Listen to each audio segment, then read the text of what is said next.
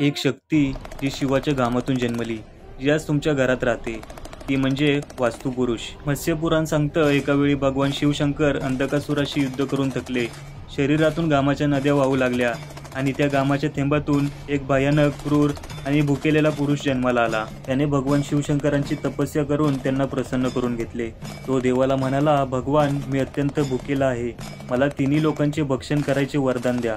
शंकर प्रसन्न झाले व त्याला वरदान दिलं आणि मग सर्व लोकांवर संकट आलं. तो पुरुष आता भूलोक गिळायला सज्ज झाला. तेव्हा सर्व देव, ऋषी आणि दानव सुद्धा एकत्र आले आणि त्याला पकडून जमिनीवर पाडलं. त्याचे प्रत्येक अंग 45 वेगवेगळ्या देवांनी पकडले.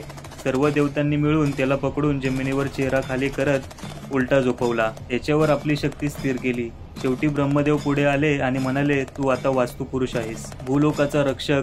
ज्याचं घर बांधलं जाईल तू त्याचं संरक्षण करशील, तुझी पूजा केली जाईल, घराच्या कानाकोपऱ्यामध्ये तुझं अस्तित्व मानलं जाईल. आणि म्हणूनच घर बांधल्यानंतर प्रथम पूजा केली जाते ती वास्तुपुरुषाची. कारण घर हे केवळ विटा आणि भिंती नाही, तर ते असतं एक जिवंत श्वास घेणारं अस्तित्व, जिथे वास्तुपुरुष राहतो.